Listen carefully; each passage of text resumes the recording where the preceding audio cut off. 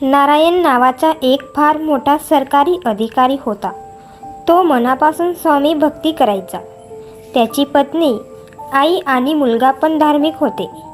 पण त्या लोकांची स्वामीवर श्रद्धा नव्हती. त्यांच्या मते स्वामी म्हणजे काय एका मनुष्यच, कोणी देव नाही. नारायण स्वामींच्या दर्शनाला येतो.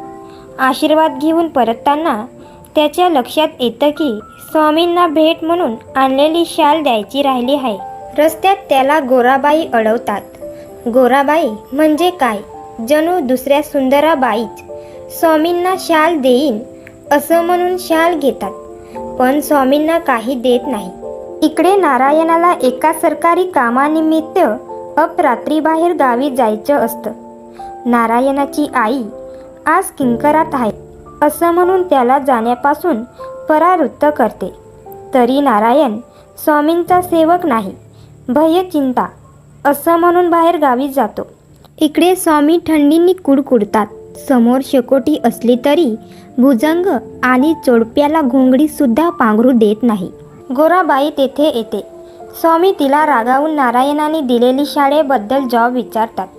गोराबाई चिमूटपणे स्वामींना शाल आणून देते.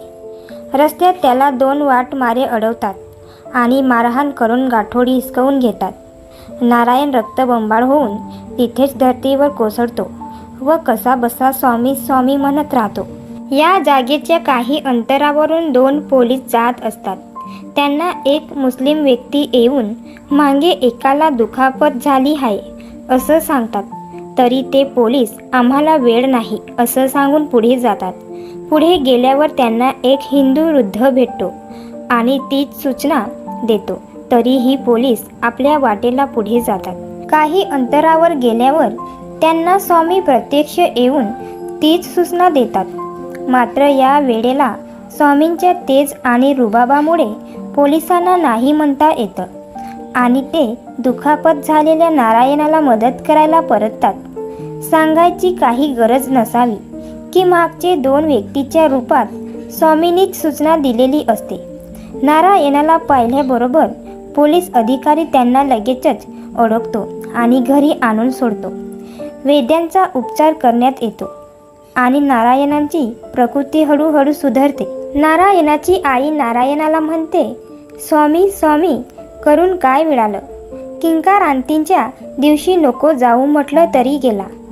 काय केलं स्वामींनी? नारायणाचा तरीही स्वामीवर विश्वास अढळ राहतो. काही दिवसांनी तोच पोलीस अधिकारी नारायणाचे हाल हवाल विचारायला येतो. नारायण विचारतो, तुम्हाला मला दुखापत झाल्याची सूचना कोणी दिली हो?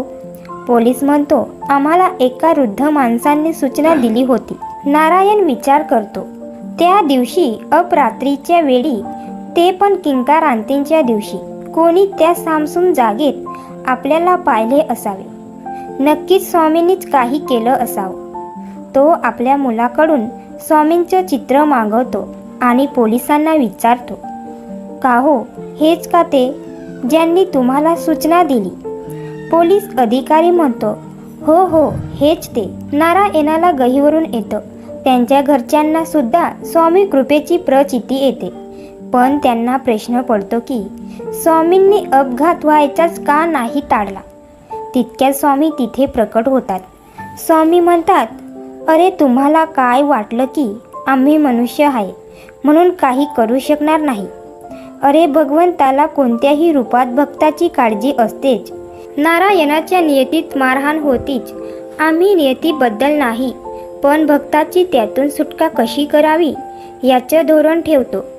अरे खुद प्रभू श्रीरामांनी आपलं वनवास चुकवायचा प्रयत्न केला नाही. नियती स्वतःच्याच कर्माने बनलेली असते, तिला चुकवता येत नाही. पण त्या नियतीच्या तडाख्यातून आपल्या भक्ताला कसं सोडवावं याच्यावरच सद्गुरूचं लक्ष असतं.